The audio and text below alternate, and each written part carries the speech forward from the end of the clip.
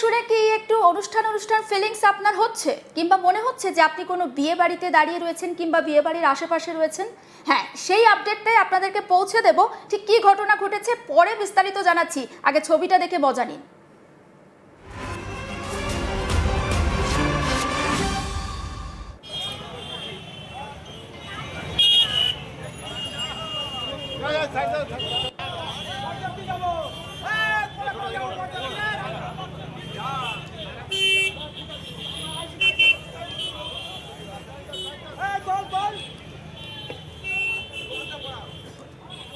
ছবি দেখতে পাচ্ছেন তো, একেবারে তৃণমূলের কাউন্সিলর, তাকে মাথায় টোপর পরানো হচ্ছে। এখানে কিন্তু বরের পোশাক আমি দেখতে পাচ্ছি না, আপনারা ভালো করে দেখে নিন দেখতে পাচ্ছেন কিনা, কিন্তু গলায় একটা পোস্টার আছে। পোস্টারে কি লেখা আছে সেটা আপনাদেরকে একটু পড়ে শোনানোর চেষ্টা করছি। আর সেখানে রয়েছে যে টোপর পরিয়ে জেলে বিয়ে করতে যাচ্ছেন কাউন্সিলর। এটা যে পোস্টার রয়েছে সেই পোস্টারে কিন্তু দেওয়া আছে। সঙ্গে প্রচুর যে সমস্ত লোকজনকে দেখতে পাচ্ছেন তারা বলতে পারেন বরযাত্রী, কিংবা এই যে যারা যে কাউন্সিলরকে নিয়ে যাওয়া হচ্ছে তার সঙ্গে এরা যাবেন। একজন অতি উৎসাহে ওই কাউন্সিলরের আবার গলা জড়িয়ে ধরছেন, মনে হয় উনি বরকর্তা হবেন। যা হোক, বিষয়টা হবে। আমি একটু, আমার সঙ্গে সুরজিৎ রয়েছে, আমাদের নদিয়া জেলার প্রতিনিধি।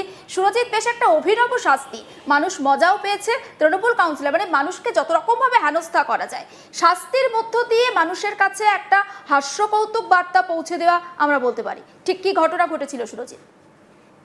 দেখো, তার আগে বলবো যে মানুষ মজা পাচ্ছে, বিয়ের মিউজিক চলছে, টোপর পড়েছেন, কিন্তু বড়মশাই মোটেও মজাতে নেই। তার কারণ তাকে বিয়ে করতে জেলে যেতে হচ্ছে। আমরা বড়মশাইকে দেখি কর্ণের বাড়িতে বিয়ে করতে যেতে, এক্ষেত্রে কিন্তু পুরোটাই উল্টো। সম্পূর্ণ নিরুপায় বড়মশাই, তার কারণ তাকে রীতিমতো টোপর পরিয়ে গোটা রাস্তা ঘোরানো হচ্ছে। অভিযোগ ছিল কিনা তিনি তোলাবাজি, প্রমোটারিং, জবরদখল, এই সমস্ত অভিযোগ ছিল এই তৃণমূল কাউন্সিলরের বিরুদ্ধে। তুমি জানো, রাজ্যের পালা বদলের পর গোটা রাজ্য জুড়েই তুমি যেমনটা বলছিলে, ডিম থেরাপি, কোথাও মাজায় দড়িয়ে বেঁধে ঘোরানো, হ্যাঁ, সেরকম বিভিন্ন অভিযোগে কিন্তু তৃণমূল নেতা কর্মীরা তারা জেলে গেছেন, কোথাও তাদের জনগণ শাস্তি দিয়েছে। নদিয়া তার ব্যতিক্রম নয়। তো নদিয়ার এর আগেও দেখেছি, নদিয়ার প্রাক্তন মন্ত্রী তথা কৃষ্ণনগর দক্ষিণের বিধায়ক উজ্জ্বল বিশ্বাস, তিনি একজন প্রবীণ নেতা, দীর্ঘদিন তৃণমূলের সফর সঙ্গী এবং বিভিন্ন রাজ্যের দায়িত্ব সামলেছেন সংগঠনের। তাকে লক্ষ্য করে ডিম থেরাপি এবং বর্তমানে তিনি জেলে রয়েছেন, তার বিরুদ্ধে অভিযোগ ছিল তিনি সরকারি ত্রাণ বেআইনিভাবে মজুত রেখেছেন। এইরকম নদিয়ায় একাধিক ঘটনা রয়েছে, মাজায় দড়ি, কোমরে দড়ি বাঁধানো থেকে শুরু করে ডিম থেরাপি। গোটা রাজ্য তো এই ঘটনা দেখেছে। এবার অভিনব চিত্র রানাঘাট থেকে উঠে এলো। কি উঠে এলো? টোপর পড়ানো রয়েছে। কাকে টোপর পড়াচ্ছেন? রানাঘাট পৌরসভার ৮ নম্বর ওয়ার্ডের কাউন্সিলর জয়দীপ দত্ত। এলাকায় তিনি বগাই নামে পরিচিত। এই বগাই নাকি ২০২২ সালে তৃণমূলের পঞ্চায়েত নির্বাচনে টিকিট পান এবং তিনি জয়লাভ করেন। তারপরে ২০২২ সাল থেকে তার বিরুদ্ধে এলাকায় প্রমোটিং, সরকারি জায়গা দখল, কাটমানি আর নিজেদের বিভিন্ন প্রকল্পে নিজেদের ভেতর সুবিধা, এইগুলো তো রয়েছেই। এই একাধিক অভিযোগ তুলে গতকাল রাতে যখন তাকে রাস্তায় পায়, সাধারণ মানুষ, বলা চলে যে বিজেপির কয়েকজন সমর্থকও ছিল বটে, তারা ঘিরে ধরে। রীতিমতো তাদের পরিকল্পনাই ছিল। ছবিটা দেখাচ্ছি সুরজিৎ, একটু থামাচ্ছি, আমি দর্শকদের সেই ছবিটা একটু দেখাচ্ছি। বরমশাই মুখটা একেবারে কাচুমাচু করে রয়েছেন, কিন্তু এই যে অভিনব উদ্যোগ, যে অভিনব শাস্তির ব্যবস্থা, মানুষের কাছে একটা বার্তা পৌঁছে দেওয়া, এর নেপথ্যে কারা? শুধুমাত্র কি বিজেপি কর্মী সমর্থকরা, নাকি এলাকার মানুষজন অতি উৎসাহে এই অভিনব বিয়েতে সামিল হয়েছেন?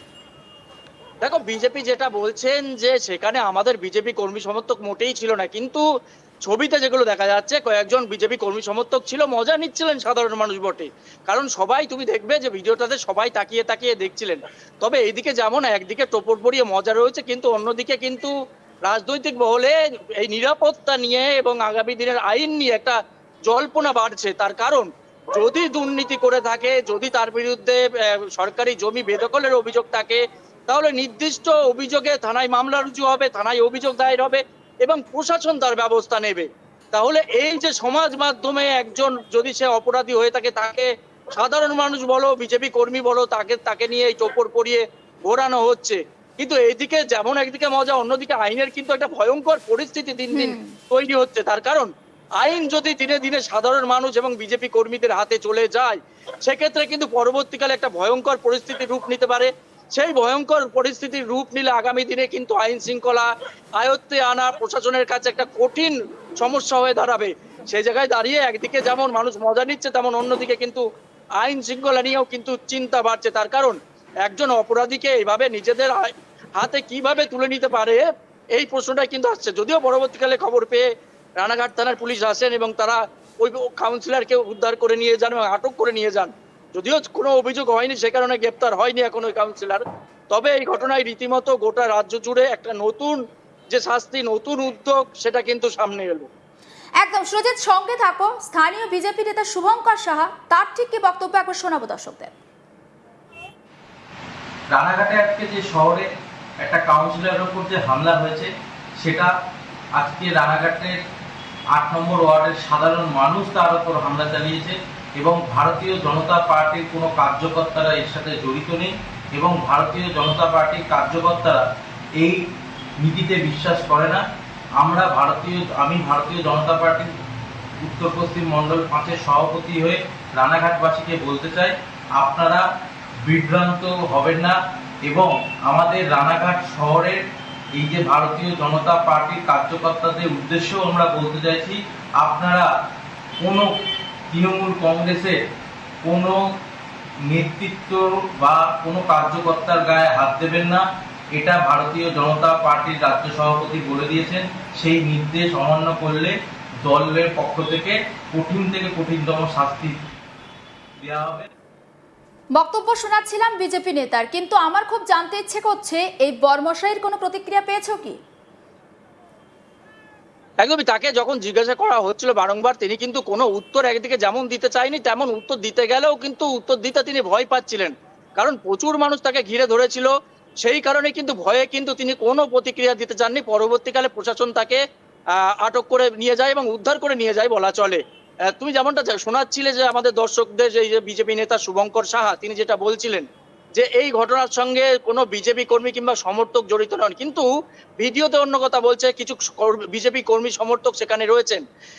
এর আগেও কিন্তু রাজ্য সভাপতি শ্রমিক ভট্টাচার্য তিনি বারংবার বলেছেন যে এই ঘটনা মোটেও কাম্য নয়। এই যে ডিম থেরাপি, মাজায় দড়ি বেঁধে ঘোরানো, তার জন্য আইন রয়েছে। অর্থাৎ এই ঘটনার সঙ্গে যদি কোনো বিজেপি নেতা কর্মী জড়িত হয়ে থাকে, তার বিরুদ্ধে ব্যবস্থা গ্রহণ করা হবে। কিন্তু কোথায় কে মানছেন সে কথা, আমি এর আগেও আমার নদিয়া জেলা থেকে একাধিক খবর দেখিয়েছি, যেখানে বিজেপি কর্মী নেতারাই কিন্তু সুস্পষ্টভাবে রয়েছিল, তাদের বিরুদ্ধে কিন্তু অভিযোগ ছিল, কিন্তু কোথায় পদক্ষেপ? অর্থাৎ বিজেপির রাজ্য স্তরের নেতারা যেটা বলছেন, সেটা কিন্তু সাধারণ কর্মীরা মানছেন না। সেটা মানছেন সাধারণ না নাকি মানুষের সুরজিৎ, তাদের কাছে সেই বার্তাটা এসে পৌঁছাচ্ছে না? একদমই, বার্তা তো এসে পৌঁছাচ্ছে, শুনছেন তো, রাজ্য সভাপতি বলছেন, সেটা সবাই শুনতে পাচ্ছে, সকলে